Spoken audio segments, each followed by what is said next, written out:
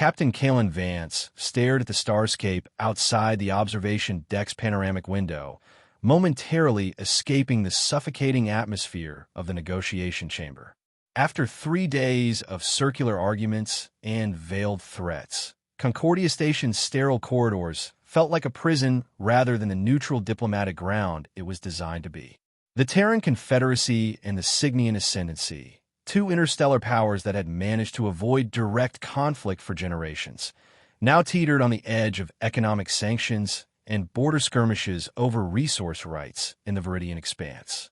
As the lead Terran negotiator, Kalen carried the weight of preventing that precipice from crumbling beneath them all.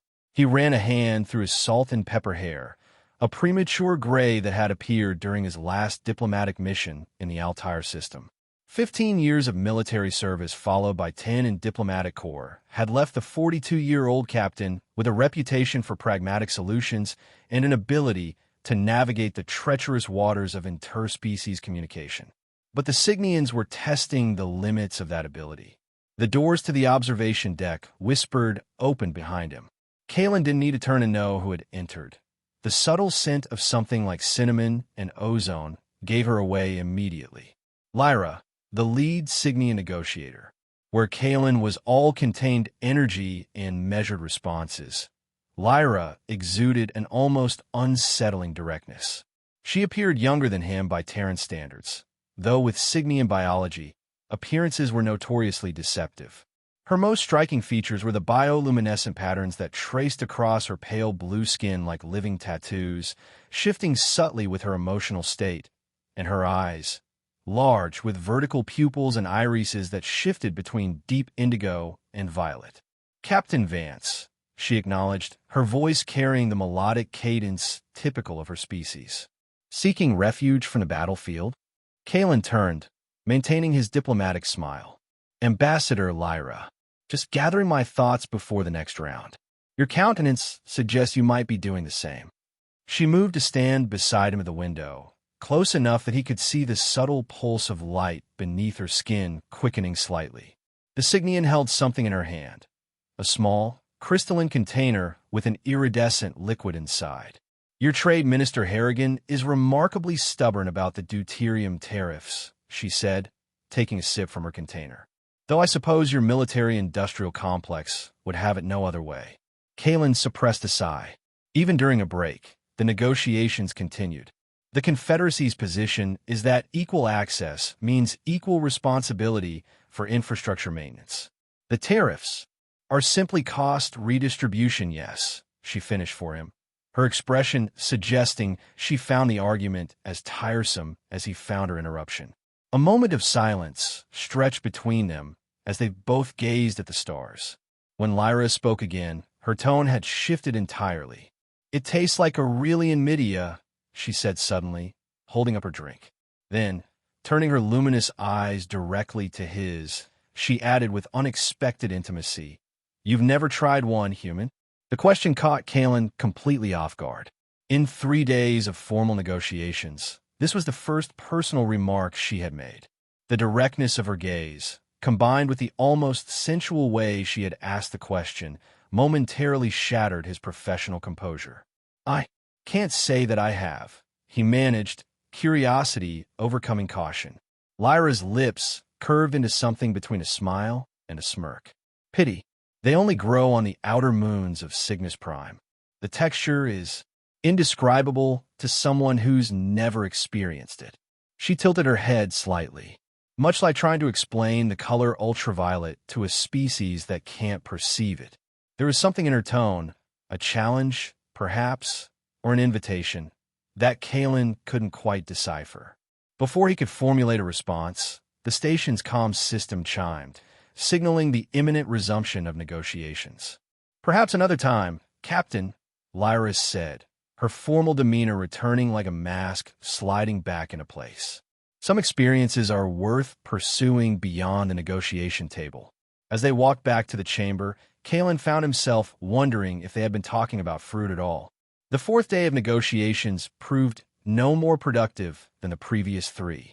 Trade Minister Harrigan's droning voice filled the chamber as he elaborated on the Terran position regarding mining rights in the disputed asteroid belt. Across the table, the Cygnian delegation maintained their typical inscrutable expressions, save for Lyra, whose luminescent patterns occasionally flared when certain points were raised. Furthermore, the Confederacy cannot accept the proposed division of the Theta 9 cluster as it would impede established navigation routes to our colonies in the navigation routes that were deliberately charted through contested space after initial boundary discussions began. Lyra interjected, her voice calm, but carrying an edge that silenced the room. An interesting negotiation tactic, establishing facts on the ground, or in space, as it were. Ambassador Thorne, the senior Terran representative, cleared his throat. Perhaps we should take this opportunity to review the updated resource surveys. Captain Vance, would you please distribute the new findings? Kalen nodded, grateful for the diversion. As he passed the data tablets around the table, he found himself pausing slightly when he reached Lyra. Their fingers brushed briefly as she accepted the device, and he could have sworn her bioluminescent patterns rippled in response. Interesting data, Captain, she murmured, just loud enough for him to hear. Though I wonder what it might reveal if examined. Outside the conventional parameters, there was again that hint of something more beneath the diplomatic formalities. Kalen returned to his seat, finding it increasingly difficult to focus on Minister Harrigan's monotonous presentation. When the day session finally concluded, Ambassador Thorne gestured for Kalen to remain behind as the others filed out. The older diplomat waited until they were alone before speaking. "Be careful with the Cygnian negotiator, Vance," he said without preamble. Kalen feigned ignorance. "Sir, don't play coy. I've been in this game long enough to recognize when a diplomat is being engaged personally." Thorne's lined face was grave. The Cygnians are masters of manipulation. Their entire society is built on layers of meaning and unspoken communication. That woman could be attempting to extract information or create a wedge in our delegation. With all due respect, Ambassador, I'm aware of standard counterintelligence protocols. Thorne sighed. This isn't about protocols, Kalen. It's about experience. 10 years ago, during the Procyon crisis, I watched a brilliant colleague throw away his career because he believed he uniquely understood a Cygnian cultural attaché. 2 months later, our defense plans were compromised, and he was discredited. Kalen felt a flare of irritation. Are you suggesting I'm compromised? I'm suggesting you remember what's at stake here. These negotiations affect billions of lives across 17 systems. Thorne gathered his materials. And I'm reminding you that personal and professional boundaries exist for a reason, especially with species whose emotional and cultural frameworks differ so fundamentally from our own. After Thorne left, Kalen remained in the empty chamber, unsettled by the warning, but even more disturbed by his own reaction to it. He had always prided himself on his objectivity and professionalism. Yet he couldn't deny that Lyra had awakened something in him. A curiosity, certainly, but perhaps something more dangerous as well. His contemplation was interrupted by a notification on his data pad, an urgent message regarding technical difficulties with the station's secure comm relay. The timing was suspicious, given that they were scheduled to receive updated directives from Terran Command regarding concession limits tomorrow. As he headed toward the communications hub to investigate, Kalen couldn't shake the feeling that more was happening on Concordia Station than just failing negotiations. The station's lighting had dimmed to simulate night's cycle by the time Kalen finished working with the communications technicians. After 3 hours of diagnostics, they discovered evidence of subtle interference. Not enough to disable the systems, but sufficient to introduce delays and occasional data corruption. Accidental? He had asked the lead technician. The woman had shrugged. Possible, but unlikely given the pattern. Someone trying to make it look like natural radiation fluctuations from a nearby pulsar, but the timing is too convenient. Now, making his way back to his quarters through the less-traveled service corridors, a habit from his military days, Kalen found himself slowing as he passed the station's botanical garden. A soft, multicolored glow emanated from within the transparent walls, too variable to be standard lighting. Inside, among the carefully maintained plants from a dozen worlds, stood Lyra. She was alone, running her fingers along the leaves of a tall, fern-like specimen, her bioluminescent patterns unusually active, casting shifting light across the foliage around her. Before he could decide whether to continue on or acknowledge her, she looked up directly at him, as if she had sensed his presence. "Captain Vance," she called softly, "your station engineers have created a remarkable simulation of Terran ecosystems here." After a moment's hesitation, he entered the garden. The air was noticeably different, humid, rich, with the scent of soil and greenery, a welcome change from the recycled atmosphere of the rest of the station. "Not just Terran," he replied, gesturing to the fern she had been examining. "That's Aldebaranian swordleaf, and those floating spheres are Rigelian moisture globes." I stand corrected. Her lips curved upward. "You have an interest in xenobotany?" "Basic recognition only. Part of diplomatic corps training. Knowing enough not to accidentally insult a host by mistaking their sacred tree for a common shrub." That earned a genuine laugh, a musical sound that seemed to make her luminescence brighten momentarily. "A valuable skill. We have similar training, though ours focuses more on biochemical compatibility than cultural faux pas. Cygnian physiology can react unpredictably to certain organic compounds." Kalen found himself relaxing despite his earlier conversation with Thorn. "Is that why your delegation brings all its own food?" "Partly caution, partly preference," she admitted, moving to examine a cluster of small purple flowers. "Though some of us are more adventurous than others." She looked at him with that same direct gaze that had caught him off guard on the observation deck. "I've been experimenting with Terran cuisine since my first diplomatic posting. Your species has a remarkable diversity of flavor profiles, considering your limited sensory palette." "Limited?" Kalen raised an eyebrow, finding himself drawn into the conversation despite himself.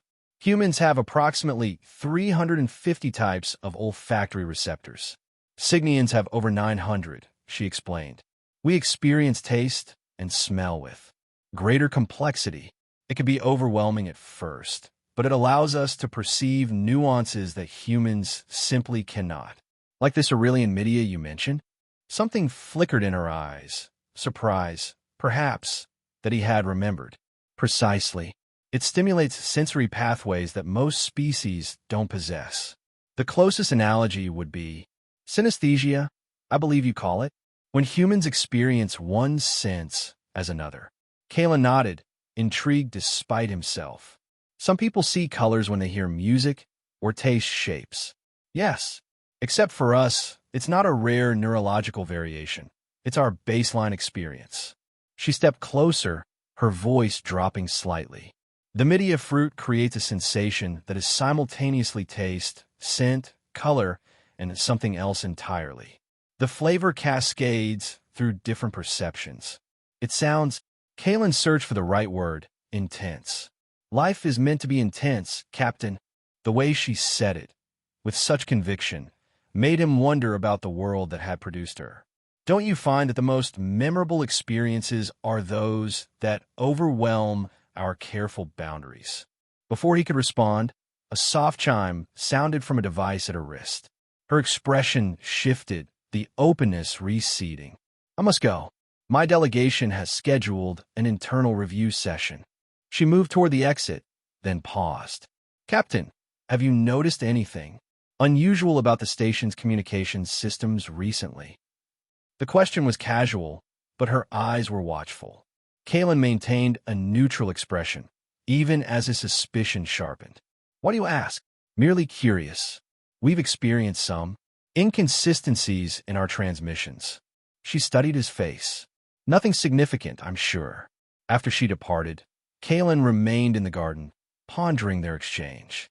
Either Lyra was probing for information about the communications issues he'd just investigated, or she was experiencing similar problems and seeking confirmation. Or, he reminded himself, remembering Thorn's warning, she was deliberately trying to draw him into sharing sensitive information. Yet something in his instincts, the same ones that had kept him alive through 3 border conflicts, told him there was more happening than simple diplomatic manipulation. The timing of the communications disruptions, affecting both delegations, suggested a third party might be at work. As he finally continued toward his quarters, Kalen made a decision. He would proceed cautiously with Lyra, not shutting down the connection that was forming, but testing it carefully, looking for the truth beneath the diplomatic games. The next morning, a bombshell dropped on the negotiations. Somehow, a preliminary draft of the Terran Compromise proposal had been transmitted to 3 major interstellar news networks. The leak revealed their fallback positions on resource sharing in the disputed regions, information that critically undermined their negotiating leverage. The Cygnian delegation feigned surprise, but the damage was done. Minister Harrigan was apoplectic, Ambassador Thorne looked 10 years older, and the Cygnian representatives were suddenly pushing for immediate acceptance of terms that clearly favored their interests.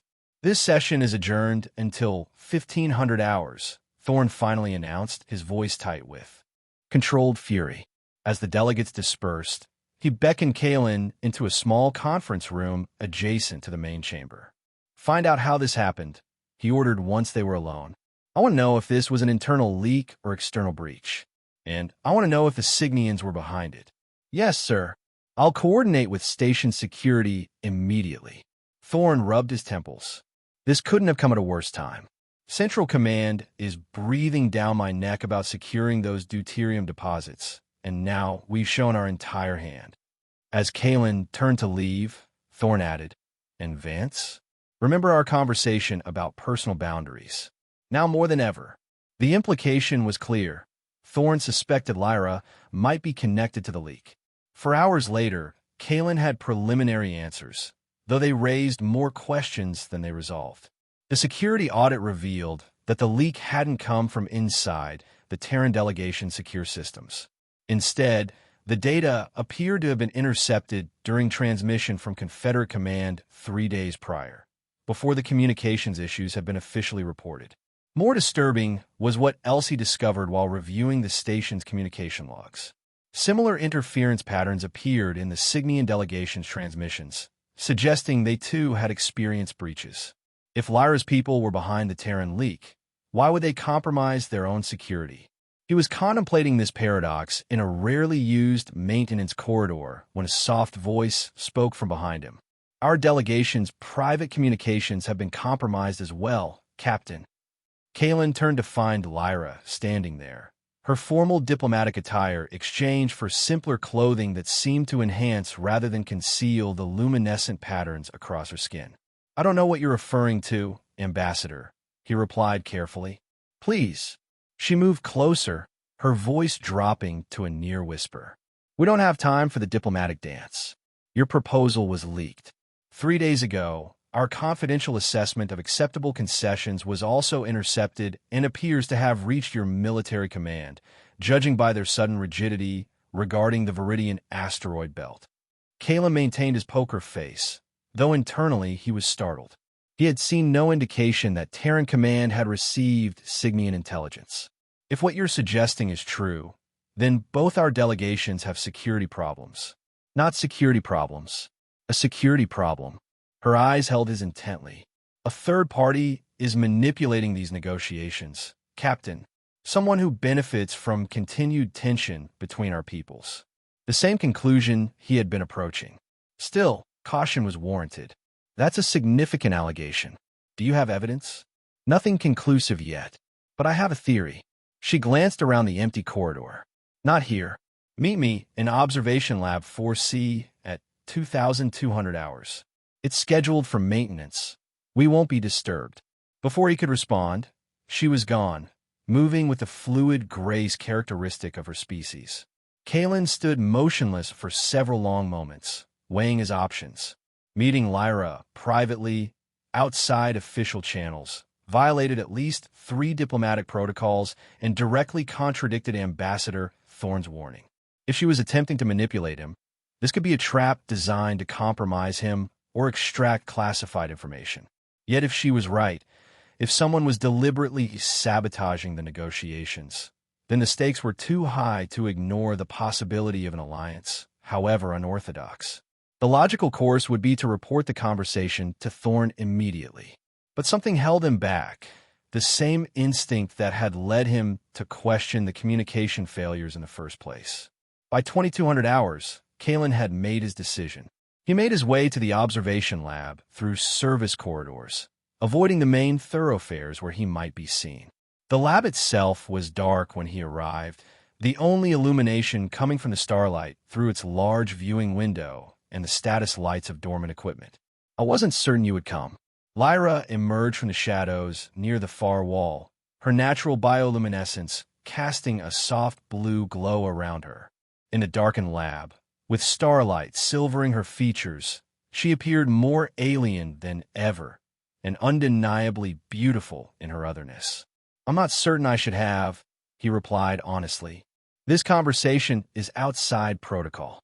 Protocol will not save our peoples from war, Captain Vance." She approached, stopping a few feet away. "And make no mistake, that is where we are heading if these negotiations fail. You mentioned evidence of third-party interference." She nodded, retrieving a small device from her pocket. When activated, it projected a holographic display between them, a complex web of data points and connections. "These are transmission patterns from the station's communication array over the past week," she explained. "I obtained this data through unofficial channels." "You hacked our station systems?" Kalen's tone sharpened. "I accessed publicly available utility monitoring logs and applied Signian cryptographic analysis," she corrected smoothly. "Look here and here." She pointed to specific nodes in the projection. "These are data packets leaving the station through commercial channels, not diplomatic ones. They activate precisely 3 minutes after either of our delegations transmits sensitive information." Kalen studied the pattern. It was subtle but unmistakable when highlighted. Who would have both the access and motivation? "I have a theory, but first," she deactivated the device, plunging them back into near darkness. "I need to know if I can trust you, Kalen Vance." The use of his first name didn't escape his notice. "Trust works both ways, Lyra." "Indeed it does." She stepped closer until he could see the detailed intricacy of the luminescent patterns on her face, pulsing slightly faster than before. "So let me demonstrate mine. The Signian Ascendancy is prepared to concede primary mining rights in the Viridian Expanse in exchange for unrestricted passage through the Altair Corridor and reduced tariffs on deuterium exports." Kalen's eyes widened slightly. She had just revealed their bottom-line position, information worth worlds to the Terran negotiating team. "Why would you tell me this?" "Because negotiations based on deception and position-taking will fail, and our peoples will suffer." Her voice had lost its diplomatic polish, revealing something more urgent, more genuine. "And because I believe you understand that as well as I do." For a long moment, Kalen was silent, weighing decades of training against the conviction growing within him. Finally, he spoke. "Omnicorp has subsidiaries on both Terran and Signian worlds. They've been lobbying against these negotiations from the beginning, claiming regulatory harmonization would damage their competitive position." He met her gaze directly. If the talks fail and tensions escalate, they're positioned to profit enormously from military contracts on both sides. Now, it was Lyra's turn to look surprised. "You suspect them as well?" "They have the resources, the motive, and potentially the access through their commercial communications equipment installed throughout the station." The revelation created a moment of connection between them, a shared understanding beyond their diplomatic roles. In that moment, Kalen felt the careful distance he had maintained begin to crumble. "We need proof," she said finally. "Enough to convince both our delegations. And we need to be careful about how we obtain it. If Omnicorp realizes we're investigating, they could accelerate their plans or destroy evidence." Lyra's luminescence brightened slightly. "Then we work together. Unofficial channels, shared intelligence." "It's risky," Kalen warned. "For both of us. All meaningful things involve risk, Captain." The formal title now seemed at odds with the intimacy of their conversation. "The question is whether the potential reward justifies it." Looking at her in the starlight, Kalen found himself making a decision that had nothing to do with diplomatic strategy and everything to do with the connection forming between them. "We'll need a secure way to communicate," he said. Her smile in response was like watching stars ignite. Over the next week, as the official negotiations remained deadlocked in an atmosphere of increasing tension and mistrust, Kalen and Lyra developed their parallel investigation. They established a communication system using obscure maintenance channels on the station's network, creating a simple code based on their discussions of Signian biology and Terran literature. Their meetings took place in forgotten corners of the station, abandoned research labs, rarely used observation posts, once even in a massive hydroponics bay where the dense foliage provided cover from surveillance. Each encounter began with the exchange of information they had gathered, careful analysis of communication patterns, and the slow assembly of evidence pointing toward Omnicorp's deliberate sabotage. But as days passed, these meetings evolved. Professional collaboration gave way to personal revelation. Kalen found himself sharing stories of his childhood on the terraformed moons of Europa, his military service during the Altair border conflicts, the family connections he had sacrificed for his career. Lyra spoke of the complex matriarchal structure of Signian society, her struggles to balance traditional expectations with her own ambitions, her fascination with other species and cultures. "Our elders warned us that humans would never truly understand our ways," she told him during one meeting, her luminescence creating soft patterns on the wall beside them. "They said your species thinks in straight lines, while we think in spirals." "And what do you believe?" Kalen asked, aware that they were sitting closer than protocol would ever allow. "I believe understanding isn't about similarity," she replied. "It's about recognizing the value in difference." Their fingers had touched then, an intentional contact that sent an unexpected current through him. Signian skin was slightly cooler than human, with a texture like smooth silk over firm muscle. The luminescent patterns seemed to respond to his touch, brightening and quickening their rhythm. That first touch led to others, tentative at first, then increasingly bold.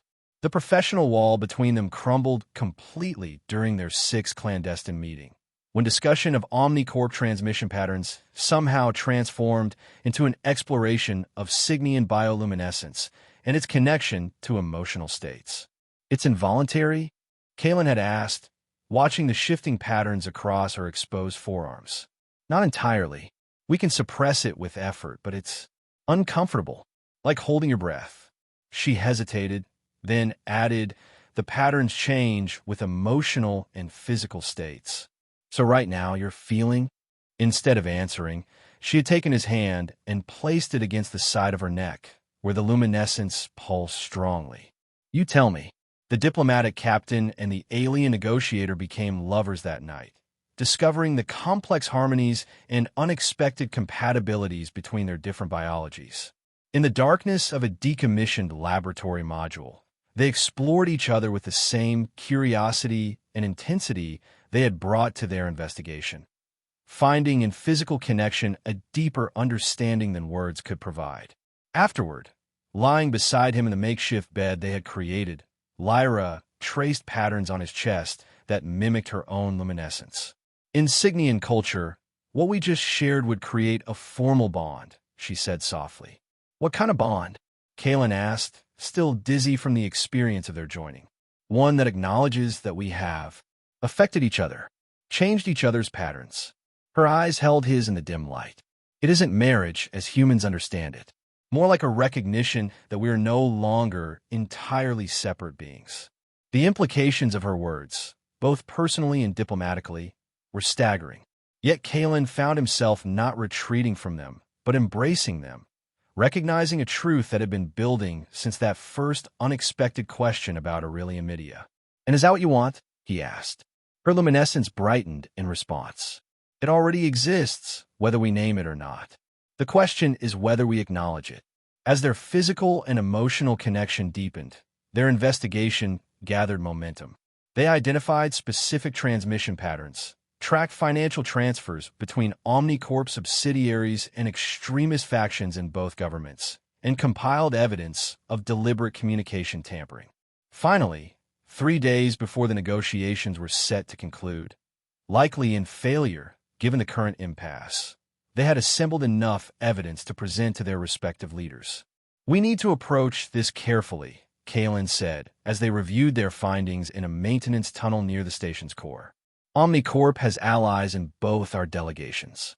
If they get wind of this before we can present the complete picture." "Agreed. We should present the evidence simultaneously in the main negotiation chamber, where both delegations can hear it directly." Lyra's expression was determined. "Tomorrow, during the plenary session." Kalen nodded, though uneasiness stirred within him. They were about to challenge a powerful interstellar corporation with deep political connections. The risks were enormous, professionally and personally. As if reading his thoughts, Lyra placed her hand against his face, her touch now familiar and essential. "Whatever happens tomorrow, know that this, what we have discovered together, is real," she said.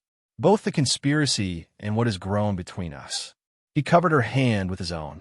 "When this is over, there will be questions about how we obtained this information, about our methods. Let them question. We will have prevented something worse than scandal. We will have prevented war." Her confidence bolstered his own. They finalized their plans for the next day's revelation, reviewed their evidence one last time, and parted ways with the promise of meeting again in the negotiation chamber. Neither of them noticed the silent drone that had been monitoring their conversation from the shadows of the maintenance tunnel. The next morning, as Kalen prepared to leave his quarters for the crucial session, his data pad chimed with an urgent security alert. When he accessed the message, his blood ran cold. "Security advisory, Captain Vance. Restricted from secure areas pending investigation of data breach." Moments later, his door slid open to reveal 2 Terran security officers, their expressions grave. "Captain Vance, we have orders to escort you to detention for questioning regarding unauthorized access to Cygnian diplomatic communications." "On whose authority?" Kalen demanded, mind racing. "Ambassador Thorne, sir. He's received evidence that you've been extracting classified information from the Cygnian delegation through improper means." The implication was clear and all too damning given the truth of his relationship with Lyra. As the officers led him away, Kalen realized with growing dread that their careful investigation had been discovered and skillfully turned against them. Across the station, a similar scene was unfolding. Lyra was being detained by her own delegation's security team, allegedly for exposure to psychological manipulation techniques requiring immediate medical isolation and evaluation, a thinly veiled accusation that her judgment had been compromised by her human counterpart. In the negotiation chamber, chaos erupted as both delegations leveled accusations of espionage and manipulation. Ambassador Thorne looked ashen as he reviewed doctored logs showing Kalen accessing restricted Cygnian data. The Cygnian matriarch's representative declared their delegation's interest in continuing negotiations severely damaged by this breach of trust. Meanwhile, in a private suite elsewhere on the station, 3 Omnicorp executives watched the unfolding disaster with satisfaction. Their careful planning had paid off. The negotiations were collapsing, and the 2 individuals who had threatened to expose them were discredited and isolated. "Increase our position in military supply chains for both sides," the senior executive instructed, "and prepare announcements about our new security protocols to prevent exactly this kind of diplomatic incident in the future." The corporation that had engineered the very crisis now positioned itself to profit from both the conflict and its eventual resolution. In the Terran detention facility, Kalen sat alone, his repeated demands to speak with Ambassador Thorne denied. The evidence against him was damning. Communications logs showing his access to Cygnian systems, financial transfers that appeared to show payment for information, even recordings of meetings with Lyra that had been edited to suggest a conspiracy against both governments. The door to his cell slid open, revealing Ambassador Thorne. The older diplomat looked tired and disappointed as he entered. "I warned you, Kalen," he said quietly. "I told you they were masters of manipulation. Sir, you need to listen to me. We're being set up, all of us. Omnicorp has been sabotaging the negotiations from the beginning. Thorne's expression hardened. Omnicorp? One of our most reliable corporate partners? This is absurd, Captain. We have evidence. Manufactured evidence. They intercepted our communications, interfered with transmissions, leaked sensitive information to both sides to heighten tensions. Kalen leaned forward intently. Ambassador, think about who benefits if these talks fail. Not the Confederacy, not the Ascendancy, but corporations with military contracts on both sides. Doubt flickered across Thorne's face. Even if I were to entertain this theory, the evidence against you is substantial. Your relationship with the Signian negotiator alone represents a serious breach of protocol. Yes, I cross lines, but not the ones you think. Kalen met the ambassador's gaze directly. Lyra and I discovered the interference together. We've been building a case for the past week. The evidence is hidden in a secure data node in Maintenance Section 42B. And why should I believe this isn't another Signian ploy? Because in 30 minutes, when the emergency session convenes to formally terminate negotiations, Omnicorp's representative will propose a neutral third-party mediation alternative that gives them oversight of all resource allocation in the disputed territories.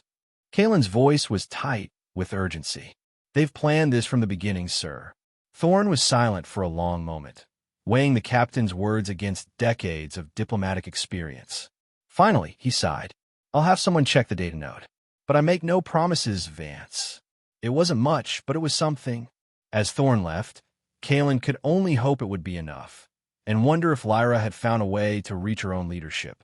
Across the station, Lyra faced a different but equally challenging situation.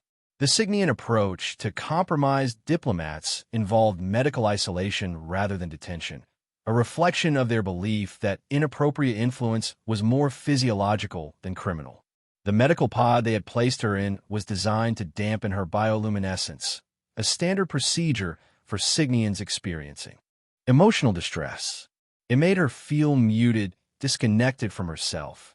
Ambassador Lyra, your patterns show significant disruption, the Signian medical officer observed. This is consistent with exposure to manipulative pheromonal compounds. We're treating you for biochemical interference. I have not been manipulated, Lyra stated firmly, fighting against the dampening effects of the pod. I've been working to uncover sabotage of our diplomatic mission. With a human? Through unauthorized channels. The medical officer's skepticism was evident. Your judgment has been compromised. The readings are clear. Lyra realized that conventional arguments would not sway her people. Their concern was genuine. If misguided, they truly believed she had been influenced by some human trickery rather than recognizing she had made conscious choices.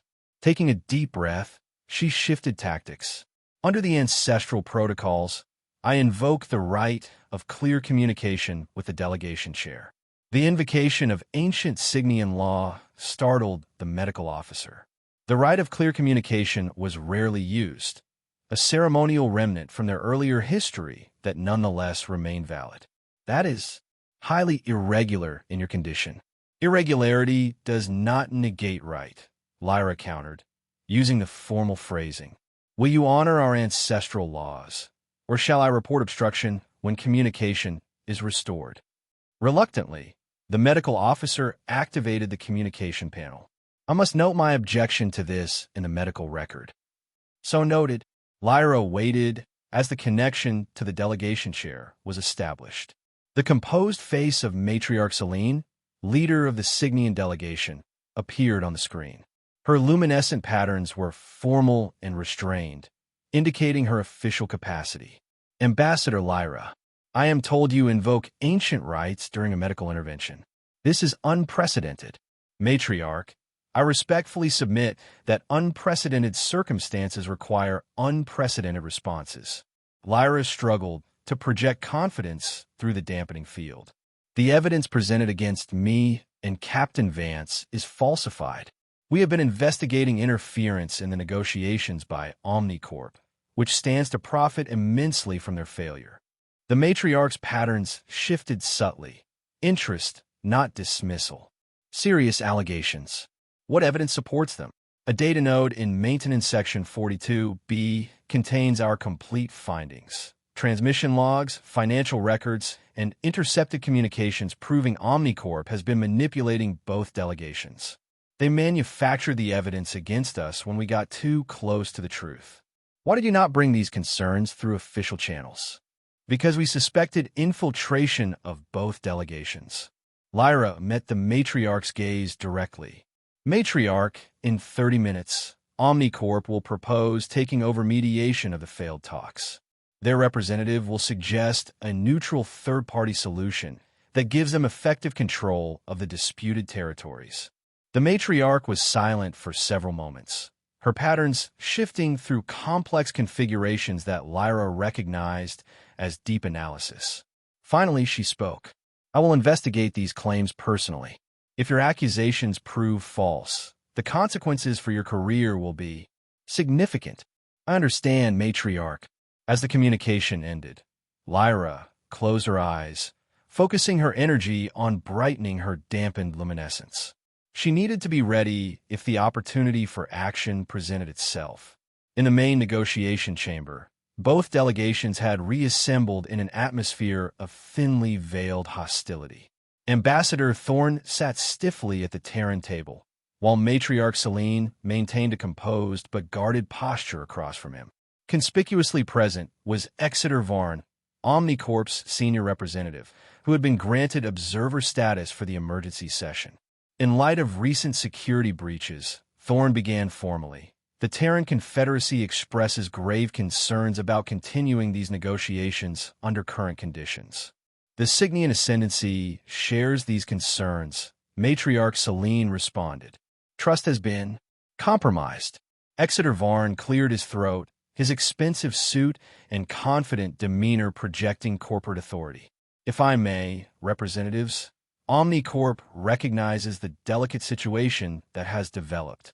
As a trusted partner to both your governments, we would like to offer our services as neutral mediators to salvage what could be saved from these talks. Ambassador Thorne's eyes narrowed slightly. This was exactly as Kalen had predicted. Before Varn could continue his prepared statement, a junior Terran communications officer slipped into the room and hurriedly approached Thorne, whispering something in his ear. The ambassador's expression remained neutral, but his posture straightened subtly.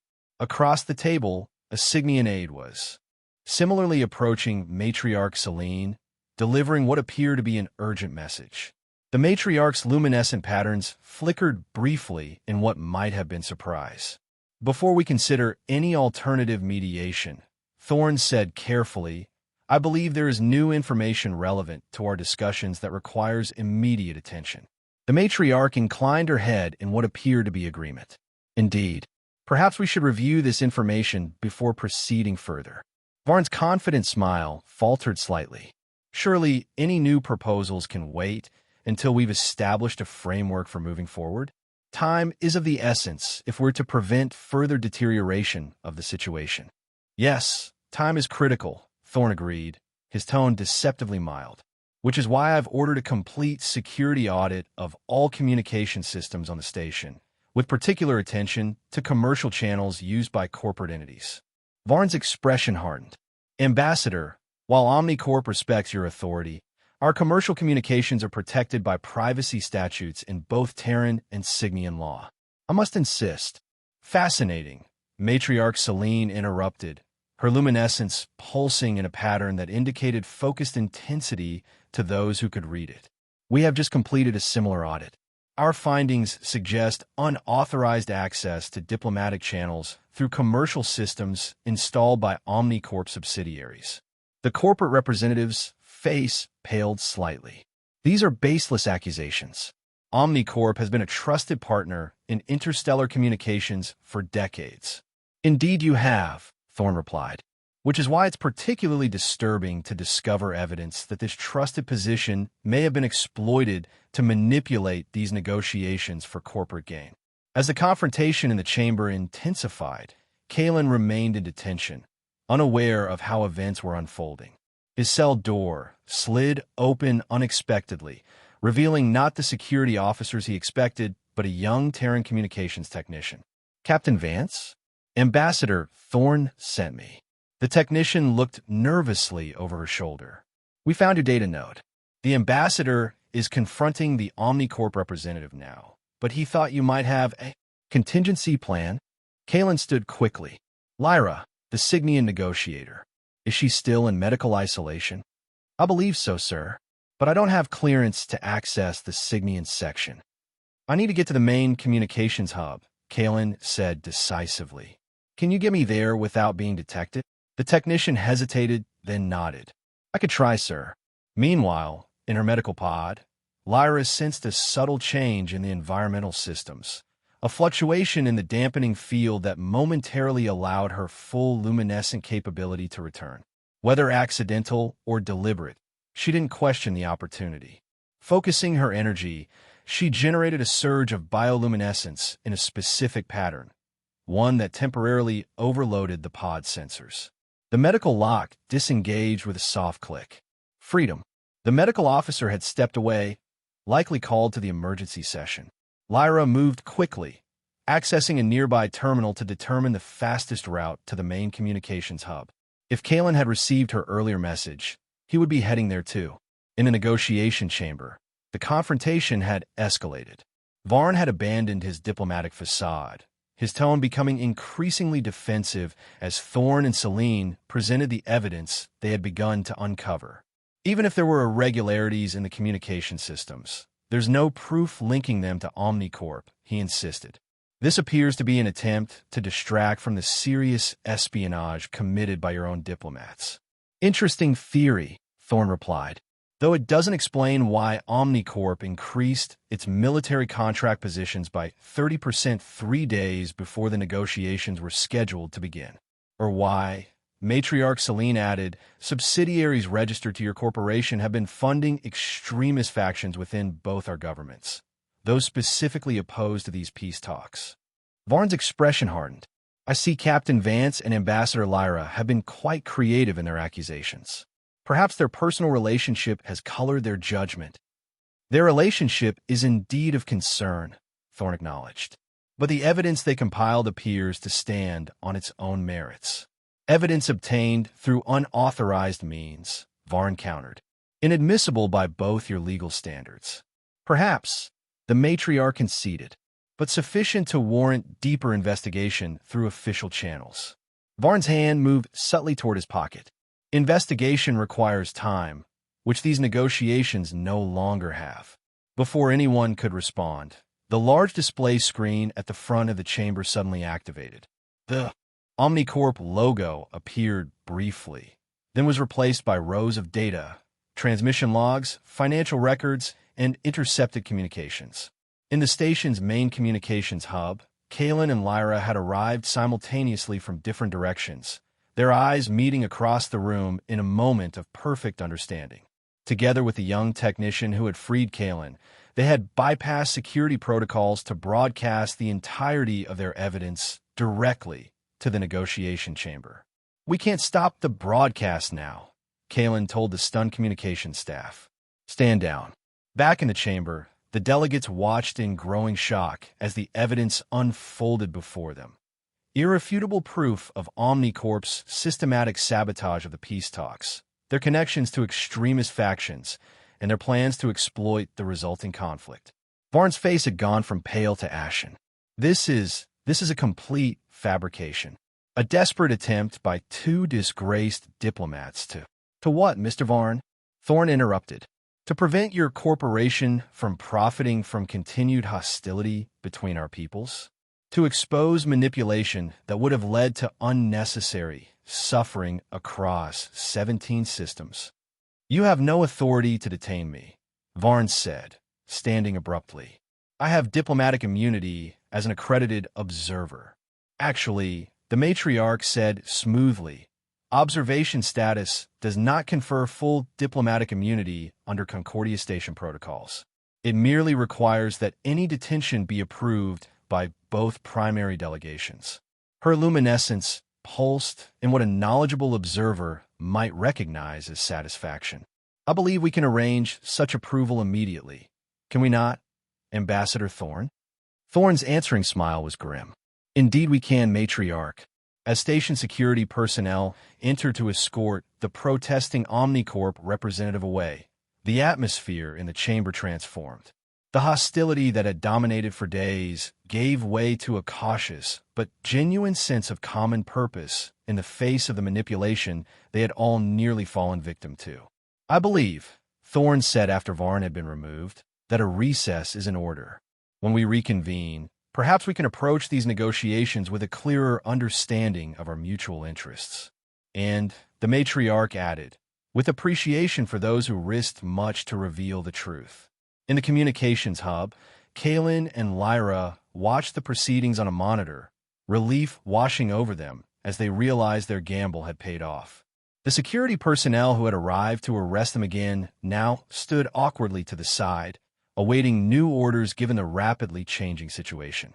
"It appears," Lyra said softly, her luminescence forming patterns that only Kaelin had learned to fully read, "that we have succeeded."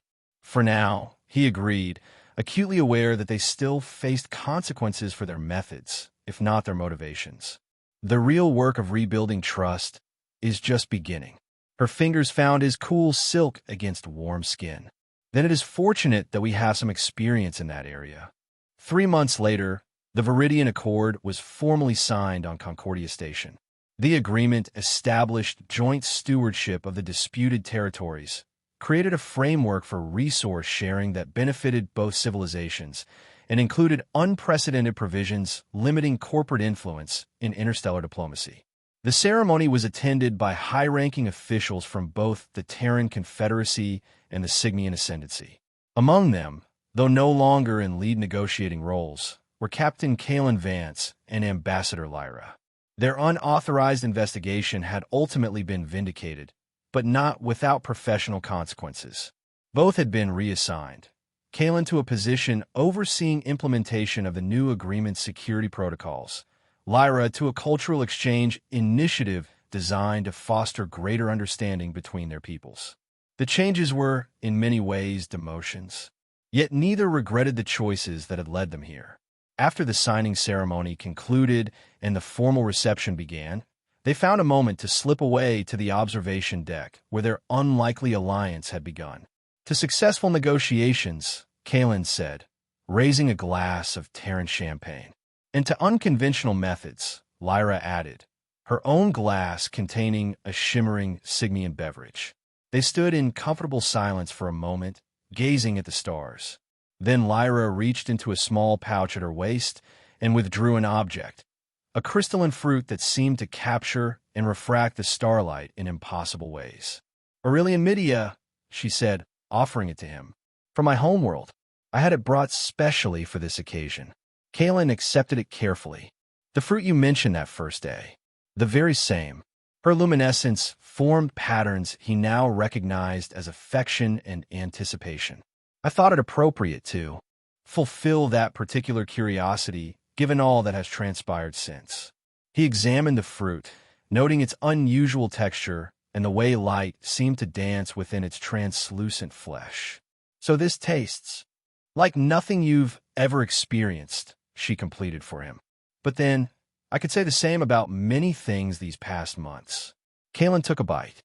The sensation was indeed indescribable, flavors that seemed to shift and transform, creating synesthetic flashes of color and sound, a cascade of sensations that defied categorization in human terms. He began, searching for words. "Beyond language?" Lyra suggested, her expression knowing. "Yes." He looked at her, really looked at her, taking in the alien beauty that had become so dear to him. Like trying to describe the color ultraviolet to someone who can't perceive it. She smiled at his echo of her words from months ago. "And yet, you perceive more than you once did." It was true. Through their connection, both had gained perspectives previously unimaginable to them. The differences between them remained, would always remain, but had become sources of fascination and complementarity rather than division. "The cultural exchange program is sending me to Earth next month," Lyra said, her tone casual but her luminescence betraying deeper emotions. "I'll need a guide familiar with human customs, someone who understands the Complexities of interspecies relations. Kalen felt a smile spreading across his face. I might know someone qualified for that position. I hope you might. Her fingers intertwined with his, cool against warm. After all, there's still many new flavors for both of us to discover. As they stood together at the viewport, the stars seemed to stretch before them like possibilities. Countless worlds and experiences waiting to be explored. The path forward was uncertain, filled with challenges both personal and political. But they would face them together, forever changed by an unexpected question about an alien fruit and the journey of discovery it had begun. To new tastes, Kalen said softly. Lyra's luminescence brightened in response, her patterns forming the Cygnian symbol for shared futures. And to those bold enough to try them.